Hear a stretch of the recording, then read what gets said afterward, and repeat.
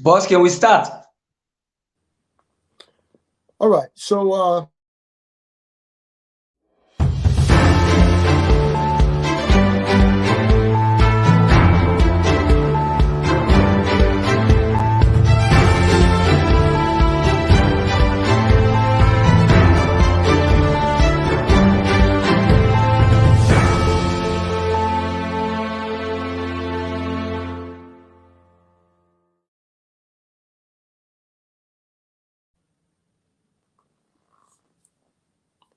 okay. Welcome to 2A Radio. This is the Business and Economic Forum. Today, we're going to be discussing Liberia's business climate. I'm your host, Willie Dillon, and the co-host tonight is going to be Mr. Tar Garnett.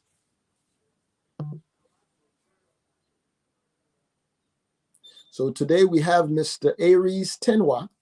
He's going to be our guest, and he's going to talk about, Liberia's business climate. What are the pros? What are the cons? And what to expect within the realm of Liberian business.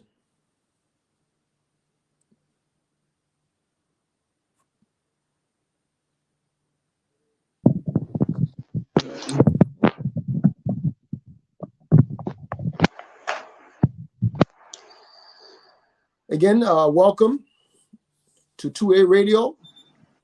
This is your Business and Economic Forum. My name is Willie Dillon. I'm your host. And today my co-host is Mr. Tar Garnett.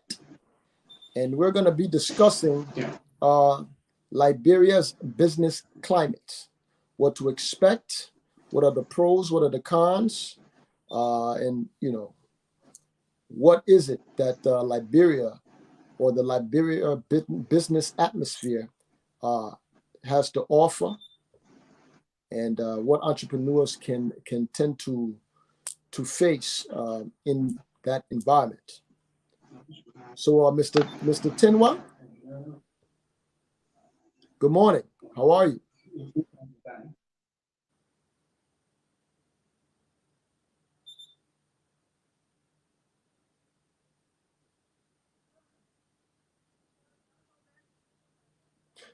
Okay, folks, you have to excuse us. We are experiencing some slight technical difficulties, and our team is working on those details at the moment. And so in a brief time frame, we should be able to get it all together. Please bear with us in this, in the meantime.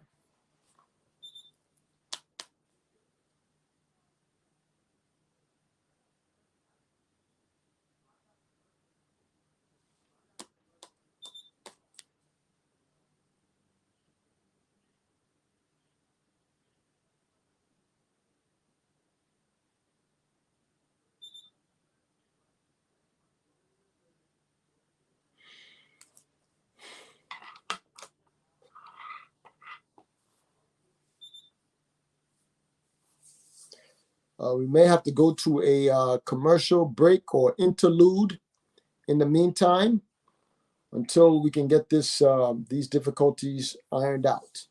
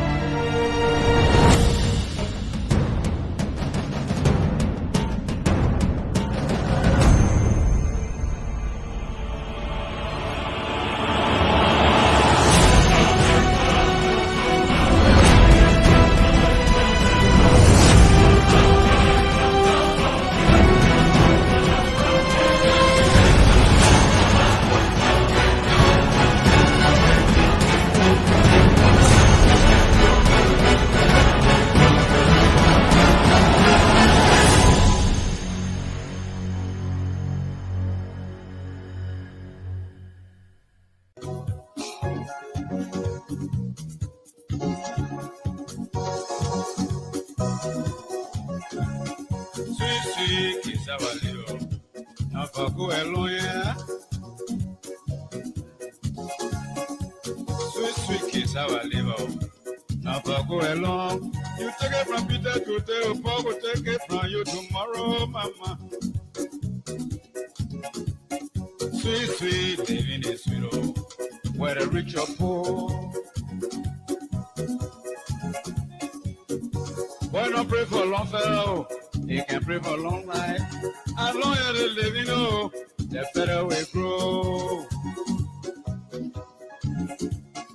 Power is power, it can make you heavy. It's just like a brook, you know, a way to capsize.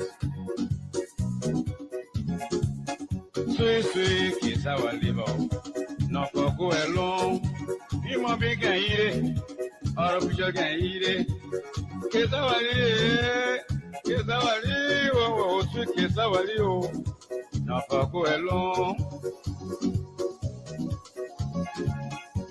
You take it from Peter today, or Paul will take it from you tomorrow, mama. You take it from me right today, or mother will take it from you tomorrow.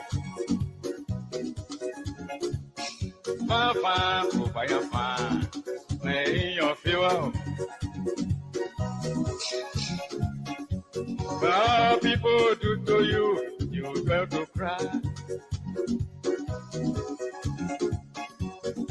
Hard enough for one person, oh, it's a matter of time. After is a lesson, yeah, rather this I have.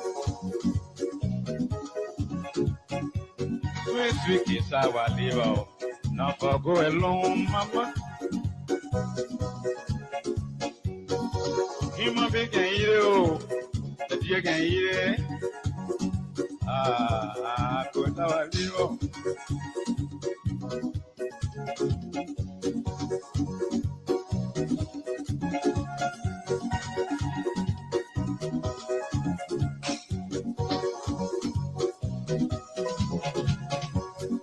Sweet is our liver, not for go alone.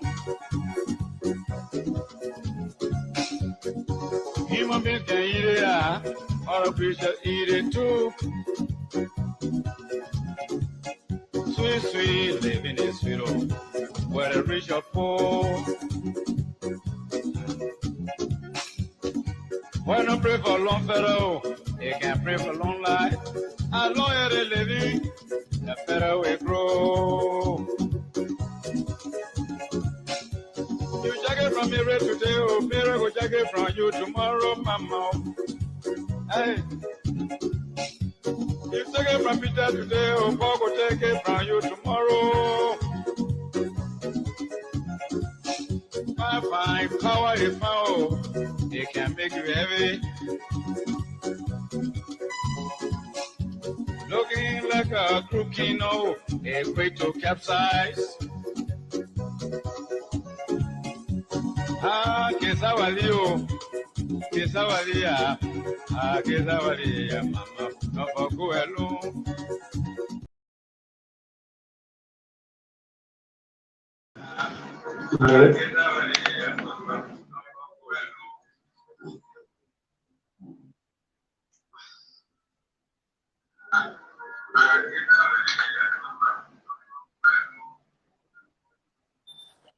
All right, so ladies and gentlemen, again, I'd like to welcome you to the Liberian.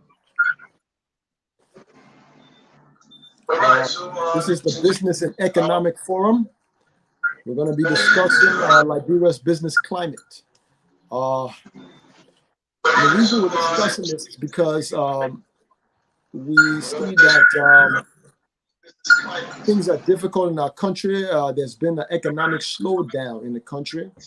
But we also understand that when businesses slow down, it affects when the economy slows down, it affects the business climate within the country. And but even though that's the truth, well, notwithstanding, there are some people who may still persevere through the storm. There are some entrepreneurs who may still be able to capitalize on a downward trend in order to still make a profit, to still succeed and still move forward. So today, Mr. Aries Tenwa is going to be our guest on the show.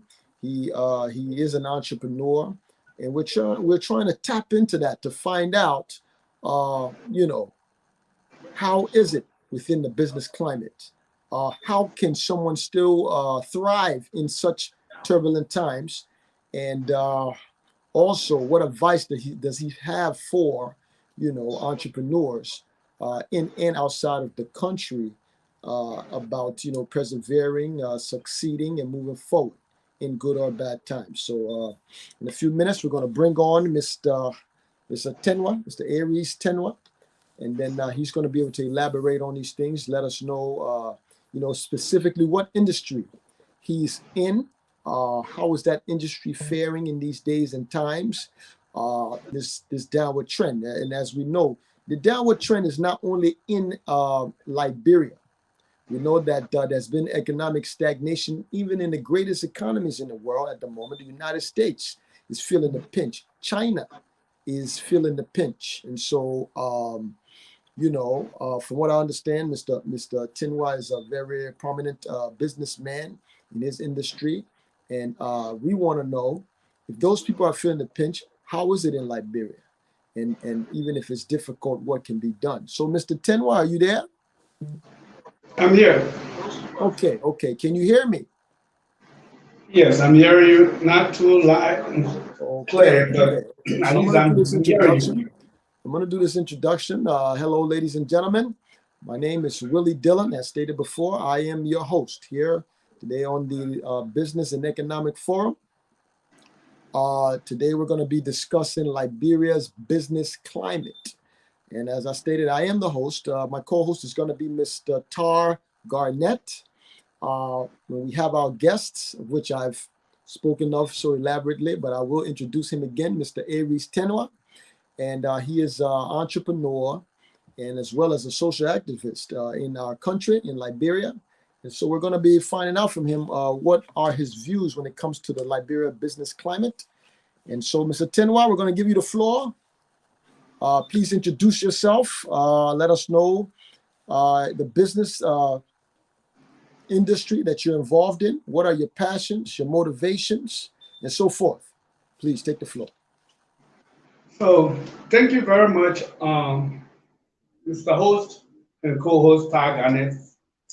I am Presley Estenwa, the founder and national chairman of the Patriotic Entrepreneurs of Liberia, Patel, which happens to be the voice of the Liberian business community since the second term of Madam Ellen Johnson Sirleaf, to present.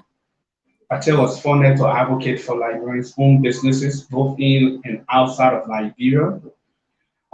We are advocating for inclusiveness or Liberian full participation in our economic revamping or in building our country economy.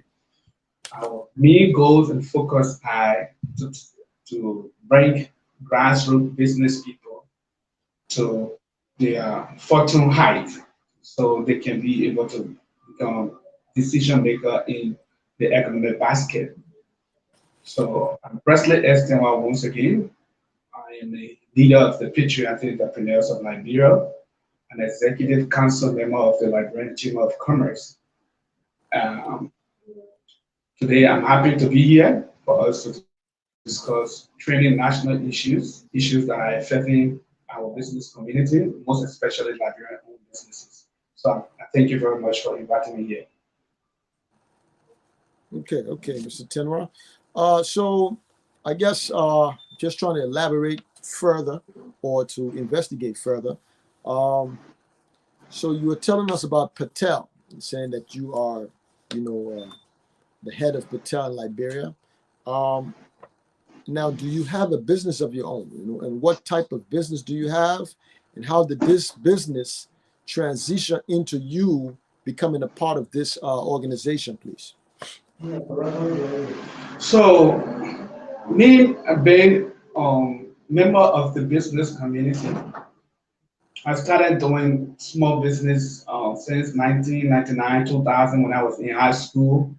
I started as a peddler doing door-to-door business, and then I ended up renting or leasing a store on Macklin Street behind Fanaz. Um, After a couple of times, I started traveling to Gambia, Guinea, Nigeria, Togo, and by the mid 2003, I started going to China. So from 2003 up to now, I have engaged in varieties of input businesses, electronics, clothing, and stationaries. I'm currently a realtor. I'm doing property developing. I'm developing properties, leasing, buying, renting, and I'm also owns the clothing line on Macklin Street. Um, I've I've developed a lot of love and passion for the Liberian business community. I've made my life on the line for the Liberian business community, and we will continue to do that because we feel that if we are estimated to be 5.1 or 4.8 million citizens, and the government can only accommodate, let's say, 75,000 or 80,000 Liberians, we come to realize that bulk of our citizens are in the private sector. So the private sector is key. And that's why when President Weah took over and said Liberians will no longer be spectators in their own country, I believe he understood what he meant by that. Because the entire private sector, the entire business community have been engulfed and controlled by our foreign counterparts, our foreign businesses that comes in the country. We are not jealous of them. We are not discriminating them. We welcome them. But the participation of Liberians in the private sector is kind of low. That's why got us being spectators. So today we're going to discuss the challenges that the entire business community are faced with or is faced with, inclusive of Liberian-owned businesses. Say I represent the voice of Liberian-owned businesses, ranging from peddlers, importers, manufacturers, and service providers in the business community. Yeah, that's great. In fact, that would have been my next question. And so that's what we're going to be discussing today.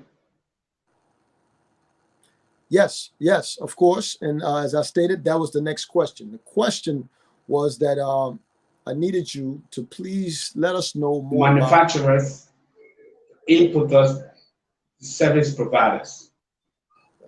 So we're going to discuss all of them and then make some recommendations to our international partners, our government here, and to other friendly business partners that would like to help. All right. So, Mr.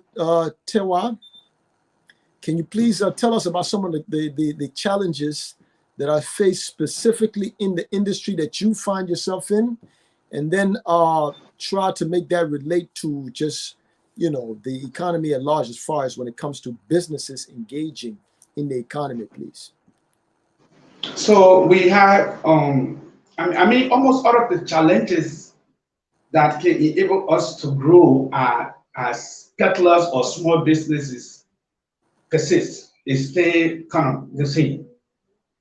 From infrastructure to financial capacity or training to creating an enabling environment for business to grow or businesses to grow are still major challenges for the Liberian business community, for Liberian-owned businesses. So we take it from 0 to at least the 0.1 that we have currently.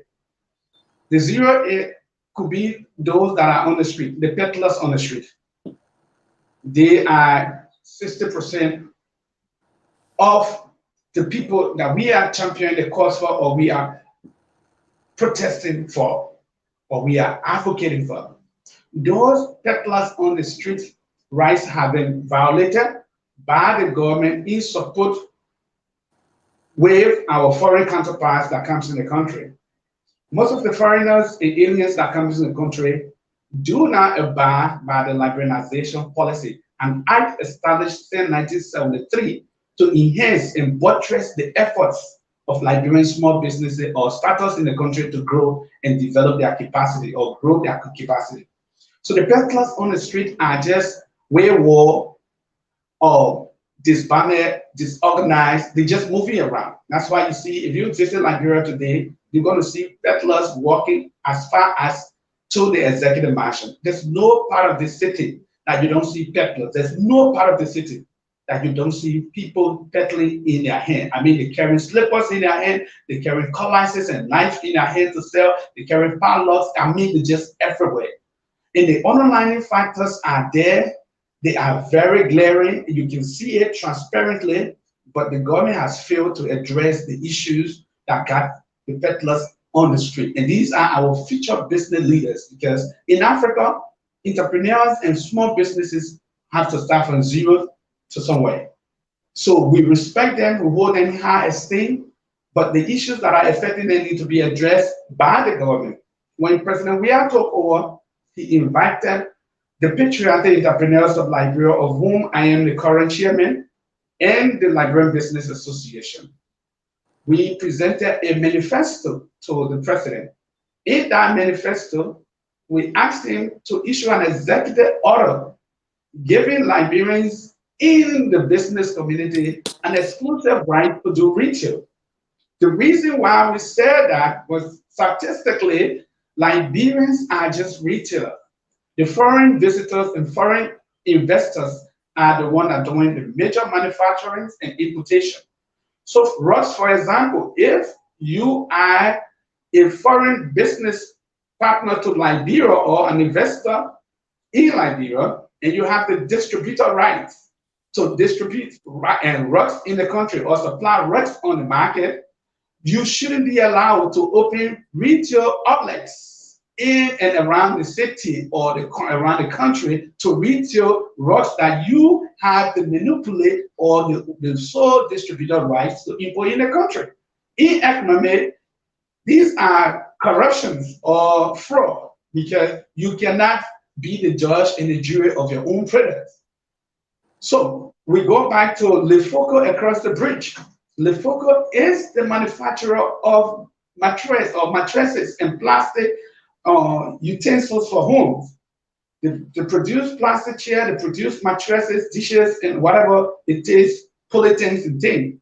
But Lefoco have our Liberians brother that are buying those mattresses to sell outside, being nationalized for so many years, because they themselves are retailing those mattresses that they are manufacturing right here, and also supplying their foreign brothers all around the city to sell those mattresses, which is another violation of the liberalization policy. And that's the advocacy part of it. This is where we come from. These are our agitations, our cries, and our protests all of the time. We may not be on the street protesting today, but we protest in our heart every day. So if you go to Red Light, the president has built a giant-sized market in Omega. But before the president built that market, he sent out information through the Commerce Ministry, the Peaceful City Corporation, that the road is about to be fixed, and the peddlers and those that are selling on the street have to be relocated to Omega.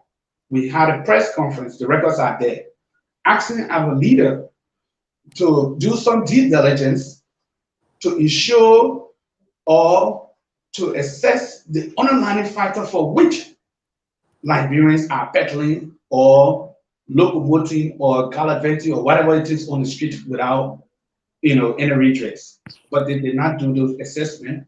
They built the markets. First of all, the market is a low-end market, so it's still flooded. There are a lot of, muds. The drainages are not, properly put into place, and then the access to the market is very narrow. You have only one driveway that car will go in and come out. Then the underlying factor that got the peddlers disenchanted and the market women, men and women in Raleigh disenchanted up to present is those that they were buying the goods from in the various stores and shops in Raleigh to retail are still retailing in Raleigh.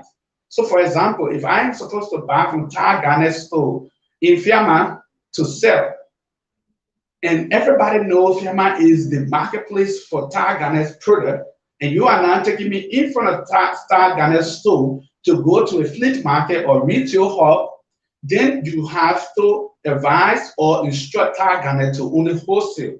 So when Tar Garnet is doing wholesale, then I will be able to do retail to the newly located place that you show me. But if I buy the goods from Tar and take it to that Omega market and Tar is still doing retail, I believe it will be a complete disservice to me, and then I will have to protest against that particular idea. And that's the reason why the people are really will continue protesting over and over. Most of them have lost their businesses. I mean, they call us every day and cry. They cry, they cry and cry and cry, and they continue crying. You see, as Douala, the people of Douala, the president built a market in Douala, a huge and giant size market, and he expected all of the peddlers to be incorporated in that market. Up to present, if you leave from here 5 o'clock and you want to go to Broadview to do some error there for 2-3 hours to come back, I mean, from 5 up to 8 o'clock or 9 o'clock, you're not going to cross the Douala market. Even though you have a market size with a huge capacity that can absorb almost all of the peddlers on the street, but those storefronts that the peddlers are buying the goods from in Douala are still permitted and allowed to do retail. So because of that, the peddlers are still coming on the road, and we cannot, do anything about it. The government cannot do anything about it because they did not address the underlying factor for which the peddlers are on the street, and then they decided to build markets. So our people, from peddling to small businesses and to that of medium businesses, are all fighting for survival. So we are still spectators, and I can safely say we are even more than spectators at this point in our own economy. So we gravitate from the peddling, and then we come down to importers. We have medium skills or small skills importers that are doing deconsolidated cargoes from China, Togo, Benin, Guinea, Mali. So if you go to Red Light, again, in the Gobacho market, you come to realize that they got pepper and billboard market women there. They go to Mali and Guinea, and they buy those dry peppers and billboard and bring it to Liberia to retail. But the same people from Mali and Guinea follow them and bring the market, instead of giving it to our people who goes to Mali and Guinea to buy, instead of giving it to them, they sit right among them in the market and retail the same goods that Liberians are going to Guinea and Mali to buy. We feel it is a complete disservice to Liberians and Liberians in the market, and they're not going to grow because of that. If you come down to clothing, to the clothing market, according to the liberalization policy, used clothes, second-hand clothes and used clothing are not to be sold by foreign businesses. So, but if you go down the other side, you will see Lebanese and Indians and Pakistani and other foreigners selling used clothes, DK, and second-hand clothes, which are the Chinese clothes. They don't have a brand; they just clothes that you can wear. And then our people go to China and buy them, go to Togo, go to Guinea, and buy them by bundles and bring it in Liberia to retail, to sell at retail. The same Guineans follow us. The same Togolese follow us. The same Nigerians follow us. The same Chinese follow us. Wherever we go to buy the products to come to sell in on our market, they follow us and come and waste it cheaper and sell it more cheaper and lesser than Liberians. At the end of the day, it is a complete slogan and negative repetition against Nigerian businesses that even our leaders are now telling us Liberians cannot pay debts. But they are not looking at the economic factors, the challenges that our people are faced with. If you go as far as bakeries, go as far as the establishment of bakeries in the country, Lebanese and Indians are taking all of the bakeries, block making, pharmaceutical spreaders, poultry spreaders, sand mining, rock crushers, water supply, advertisement. The liberalization policy has been violated to almost everything. But we are still hopeful. As long as Liberia exists and Liberians are still alive, we are hopeful. So today we are here to find a remedy, to find a solution. Ask our international partners, because when I do a research on the U.S. State Department website, I come to realize that it is clearly written on the State Department website, businesses that foreign friends and visitors are allowed. Mr. Tenwa, let's do this a little bit at a time. Let's do this a little bit at a time. I appreciate. Sorry. You have a deep understanding, a wide range of experience and knowledge about the subject matter. We appreciate that.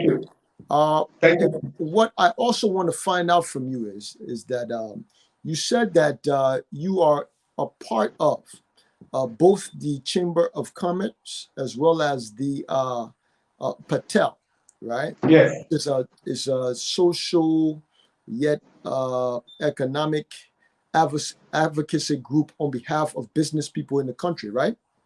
Yes. Okay.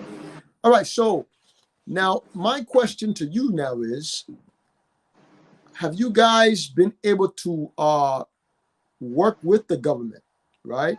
With the extensive knowledge that you have, I'm sure the other members of these organizations have some idea or some knowledge of the same things that you have. Have you guys been able to work with the government in order to be able to tailor or come up with strategies that will be able to impact the business climate, the business community, and even come up with means of effectively executing these laws that are already on the books in order to help the Liberian businesses in the country?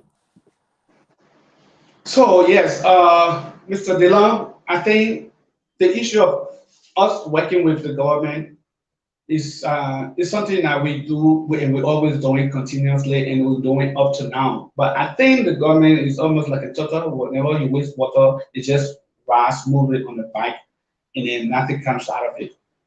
In 2019, the government, led by His Excellency President George Manuel Weah, launched what he calls the Proposed Small Business Development Loan in the term of $3 million. Okay. That $3 million, we had a training capacity building budget, and then we had a loan budget that he said, and I quote, that the maximum to be credited or given out to Liberian small businesses would have been $7,500, because he wanted up to 1,600 Liberians to benefit from that money. When the president launched that, I was part of the organizing committee. We took him to Red Light stood still for over 2-3 hours, and then we launched it. The symbolic check was given to me as the head of Patel. We still have it in the office of Patel. But at the end of the day, those that were to benefit, including members of Patel, you can count 5 of them. The same people who brought the money took it right back. So it got members of Patel and other institutions thinking that the government is not serious about developing the skills of Liberians. The government is not serious about improving the life of Liberians in the private sector, most especially in the small business community, because that was a litmus step or litmus test for the government. Secondly, we have engaged the government on so many occasions and asked the government to implement a liberalization policy. So if you see the manifesto that was given to the president, writing it directly, and he himself received, it is there that the issue of the liberalization policy is still a mirage or mere charade. So we need serious attention. We need the government to take heed and then enforce the liberalization policy, which is the only tools that can enhance small businesses in the country. So we are always, we did not stop there. We followed the government to the National Economic Dialogue. The 3 days economic dialogue was proposed by Patel and the plebeians, which happens to be another civil society organizations in the country. We signed a petition asking the government to come up with a 90 days economic dialogue. And the government came up with a 3 days economic dialogue. All of the policy prescriptions, instructions that came out of the economic dialogue, none were implemented up to today's day. So we have worked with the government. We work with the government. I have run our services, free consultancy to the Ministry of Commerce for over 11 months. I've done almost everything. I mean, I'm like the bare board to this current government. Whenever they want, I'm available for them. So it's not about us not engaging the government. At the level of the Chamber of Commerce, the Chamber comprises of different organizations. It's not only Liberian-owned businesses. The LIBA is an executive member of the Chamber. Patel is an executive member of the Chambers.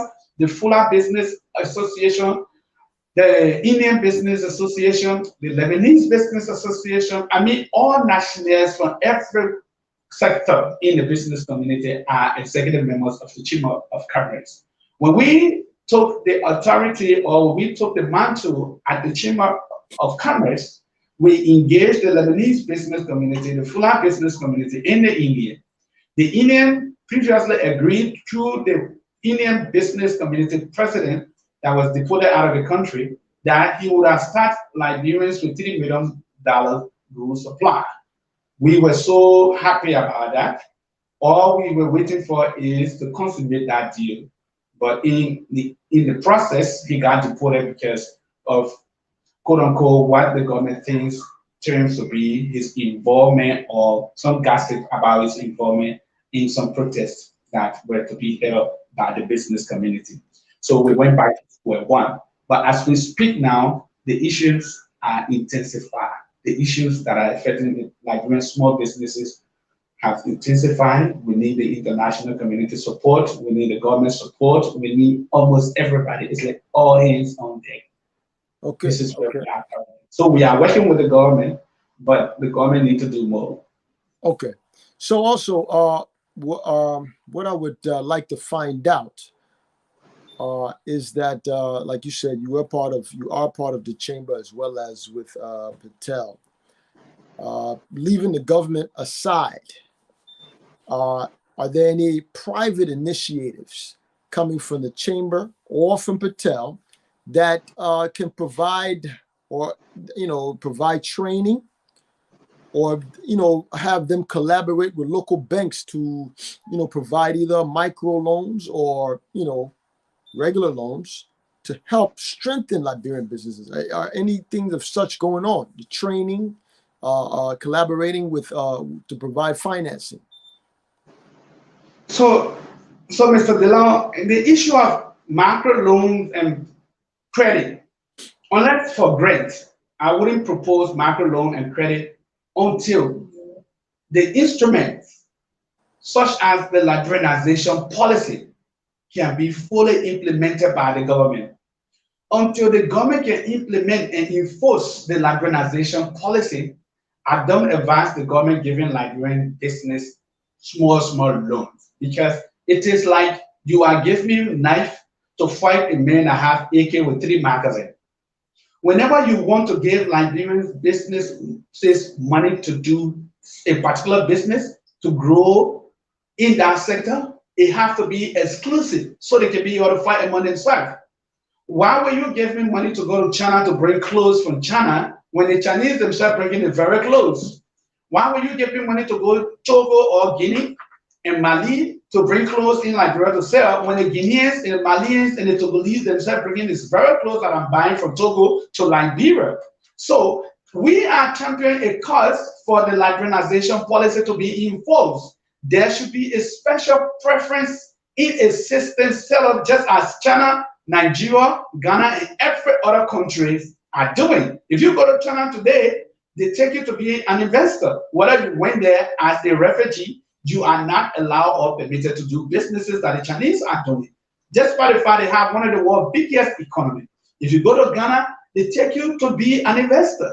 So whether you walk by line and you went to Ghana, you are not permitted or allowed to do businesses that are set aside to enhance Ghanaian small businesses to grow. But our community, our country is kind of different. Our leader does not care. They don't care. All they know is anybody who wants to do business in Liberia, whether you want to do betting, imagine, Mr. Dillon, This is the only country where Indians and Pakistanis are allowed to sell dishes from door to door, which is peddling. This is a total violation of the liberalization policy. I mean, they carry rubber dish, they carry spoon dishes, plates to people's houses on pay. We have stores that are giving payday loom, payday or how do you call it, material loom. You go to the store, you take television. That's peddling. And when the more end, they take it from your pay and give it to that Indian man or Lebanese man. In Lebanon, if you do that, it's a complete war. They're going to kill you. I see an Indian businessman in Liberia that is going to the Vera prison compound, going to the Vera community, giving food to Liberians because he has exploited the country for so many years. Okay. He is the judge and jury of the business community. Imagine me going to India and put Indians in land and start cooking rice and sharing it on Indian. I would die the next day. But in Liberia, our leadership in life with it. If someone comes in your house to feed you and your wife and your children, and you feel that you are blessed. So this is the issue. We need to enforce the policy, regardless of any other policies that is above our that is above our policy, that our leader may think that is above our policy, because we have a constitution, right? And in the constitution, we have acts that govern so many sectors. So you can bring WTO or CET or any other international policy that will not enhance or buttress the strength of Liberians, but rather take them from out of business. So we believe that it's a disservice to the Liberian business community, most especially the small business community. Ice cream making, foreigners, restaurants that are not established, that are not attached to an established hotel or resort, foreigners, bakeries. Everything in this country has been taken by the foreign business community, and Liberians are more than spectators because of that. So we are not asking for loan, but we are asking for a system, policy implementation that will enhance our capacity before we even discuss the issue of loan. Because government can only give us $4-5 million, maximum $10 million, which they have never done. But even if you give us $20 million, can we compete? If you give us $50 million, can we compete? I said no. We can never compete even if you give us $100 million. $100 million with a system and policy implementation, at least we can start from there. Okay. All right. One thing I do know, I do agree with you that the Liberianization policy will give the Liberian businesses leverage when it comes to competing in the marketplace. One thing I do also believe and know is that when it comes to business, what leads to success is innovation, right? Also, you can share this video for us. Share this video. And you know, innovation is what separates you from the next man. So what I want to have you elaborate on is, let's put the Liberianization policy aside. With the exception of the Liberianization policy, right? Are there other solutions?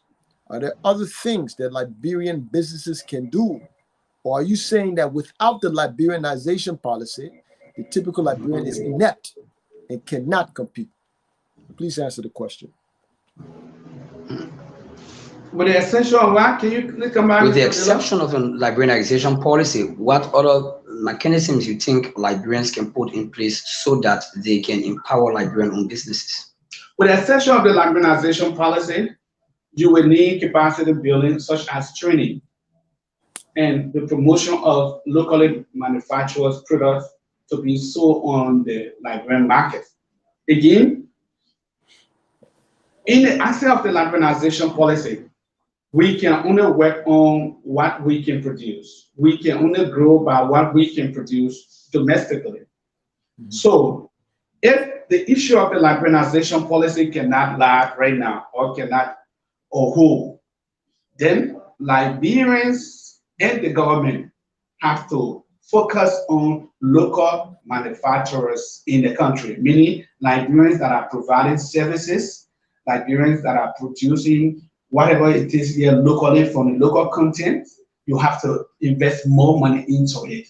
So for tailoring, for instance, instead of me going to China now to buy clothes to come and sell, you have to encourage industrial sewing here in Liberia, so I can come and sew my own brand to be able to sell on the market, made in Liberian product.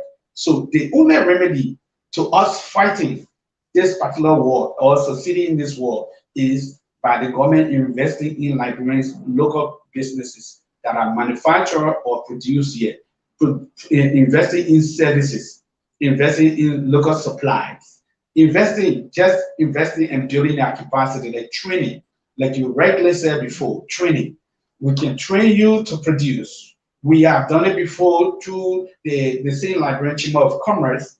We pitch Liberians, made in Liberians product, and then about 40 of them were able to go to the United States with their Vero products. We bought Palava Hodge there, and then they were able to showcase those made in Liberians products in the United States, and some of them came out with some testimony. So if we can maybe forget about importation or products that are coming from outside of the country that have been polluted, then we can progress by investing in locally manufactured or locally made innovative products. Because once we are focusing on technology and innovations, creativities, we can develop and grow the entrepreneurial mindsets from there. And then we can become heroes again, once again, in our own economy. Okay, Mr. Tenwa, I appreciate your point of view. I highly agree with that. That Liberian businesses need to be properly trained, and they need to be supported by the government, and they need to stifle or put tariffs in place to stop other goods from coming in, so we buy locally and maybe we can export some of the things that we make in our country. That's a very good solution. So my thing now is looking at the way things are, you have a lot of solutions. This is something that I can tell you live, you breathe, you eat, you sleep. You know about this in depth. What is preventing the execution of this, right? Because I would think the president is Liberian, the vice president is Liberian, all the people in the house, the people that control the decision-making in the country are all Liberians. So you would think if at all they are Liberians, their decisions will lean more towards themselves and their own people, right? So that's not what I'm hearing from you. I'm hearing somehow they do not want to execute the Liberianization policy. They do not want to properly train Liberian businesses, and they do not want to give the Liberian businesses the leverage that they need to succeed, right? So I'm asking you now, what's preventing that? Why is that the case? And then when you're done with that, please tell me, right, what can be done to stop that so that we can execute this? Because I've been hearing about this Liberianization policy since I was a child. And I was a child too, before I was even born. So please, expand on that. Thank you for that. Thank you for that brilliant question, Mr. Dillon. I think we have had a lot of challenges, but the primary factor for which the issue of the Liberianization policy have died or been dead that we're trying to wake up is corruption.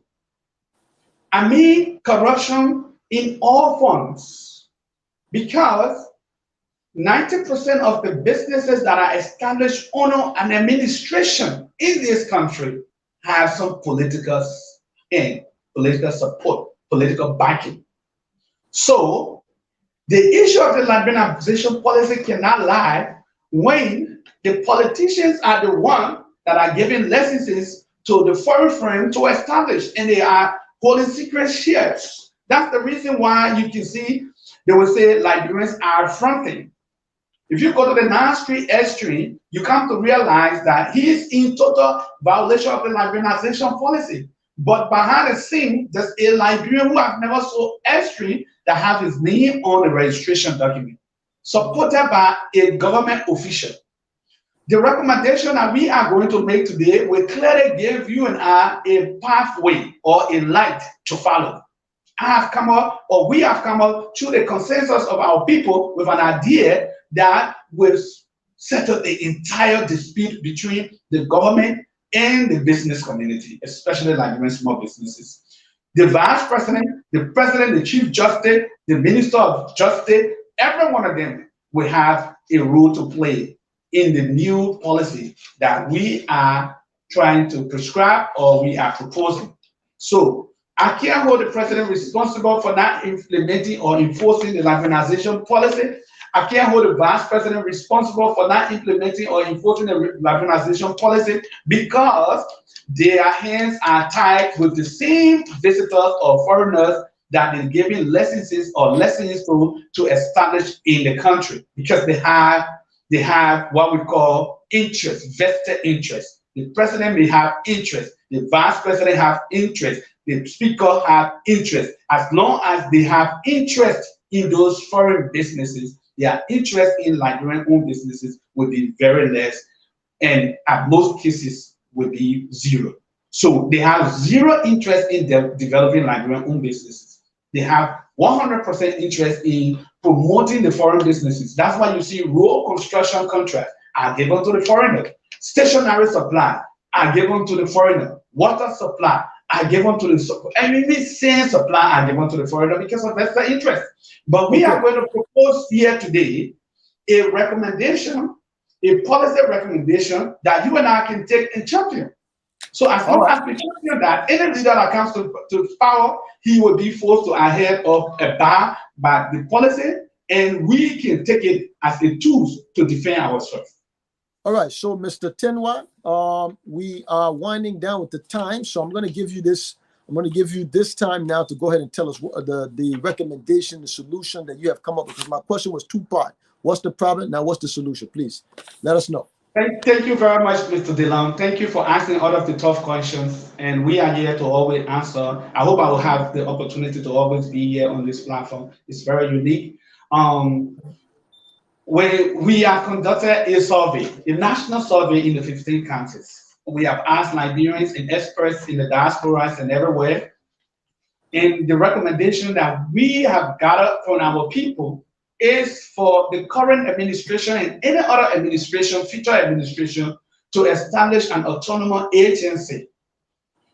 That agency will be squarely and fully responsible to implement the liberalization policy and also enforce the liberalization policy and enhance the local business development. So it can be a local business development or Liberian Business Development Act. So that act will be responsible to enforce the liberalization policy. And the act will be an authority established, backed by the government, implemented by the private sector actors. What am I trying to say? If the government institute or set up that commission or authority, it should be fully implemented by private sector actors, not political actors. So if I become president tomorrow and Tan Ghana is my campaign manager, I shouldn't appoint him in that particular ministry or that particular agency as director or minister of the Liberian Business Development Authority. So we are advocating or right now recommending that the president come up with an executive order while we pushing the act to be passed in by law. It is an emergency. The president should come up with an executive order establishing the Liberian Business Development Authority.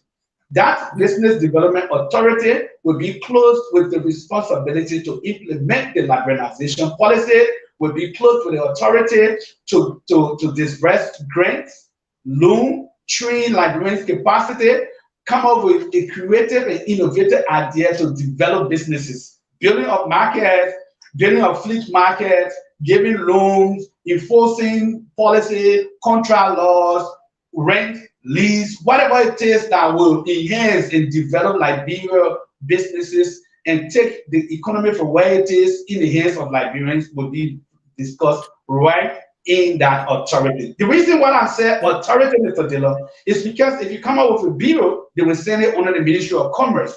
But the Ministry of Commerce will tell you their first priority is the mathematical figure, which I can safely tell you, those that have more money will be their more focus. And say Liberians does not have more money, the Ministry of Finance or Commerce or even Labor Ministry will not focus on Liberians. They will focus on the Lebanese, the Indians, and Pakistanis that have more money.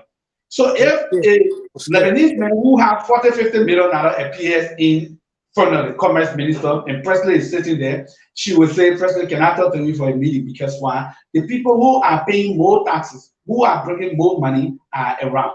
So in order for us to grow, the president, with the passion and love that he has for Liberians and Liberian-owned businesses, expressed by himself that we will no longer be spectator, we are asking him to establish an autonomous agency that no commerce, finance, justice ministry, only no commerce, finance, or labor ministry will have a role to play because they are all violating the liberalization policy.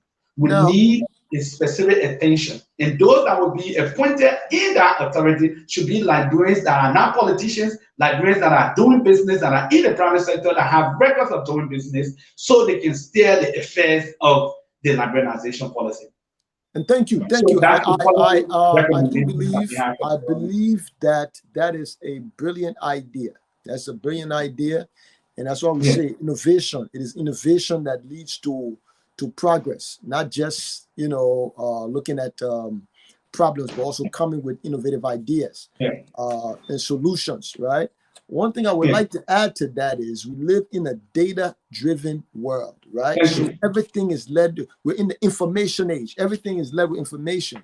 So that idea, as far as forming this autonomous agency, is great, but I think the efforts need to be collaborated with real and raw economic data, of which either there's a council or something within this agency that works along with planning and economic affairs that will be able to get the information about how, the gaps within the economy, what's going on within the economy, where the gaps are, and then they can point Liberian entrepreneurs in those directions where they can be able to exploit that and then grow along with the economy. So that's just my little piece I'm putting into it. But I will say that is a great idea.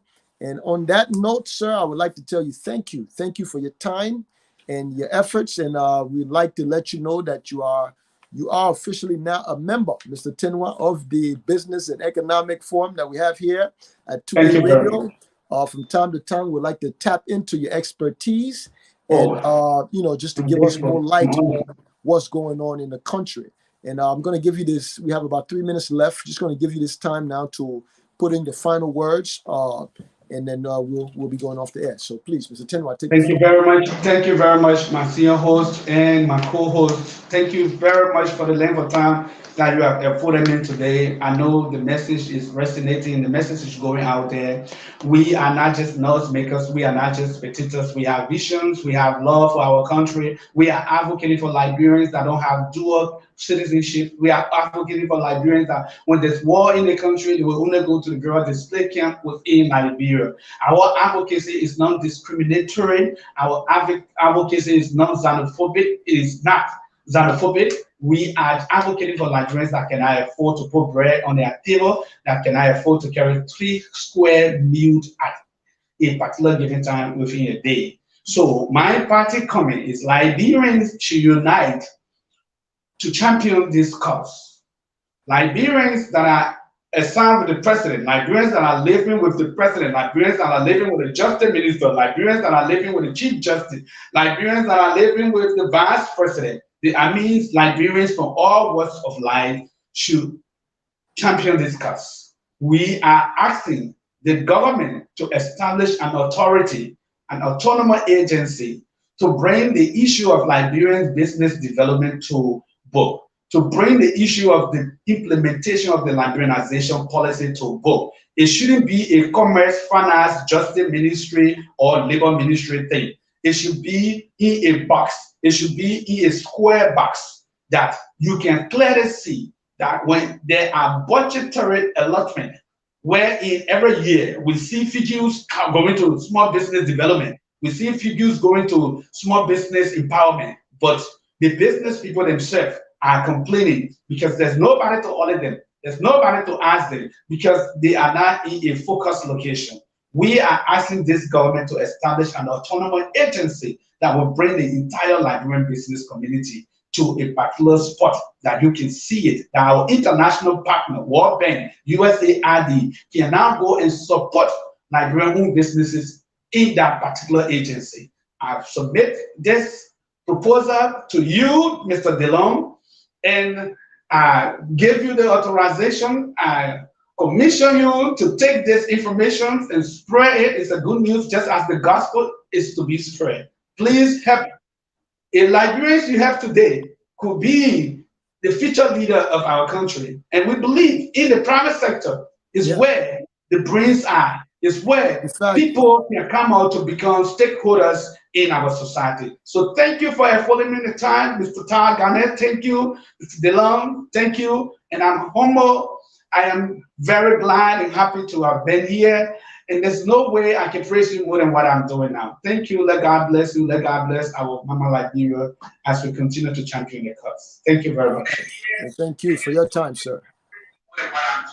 Thank you. Let God bless you. Let God bless our Mama Liberia as we continue to champion the cause. Thank you very much.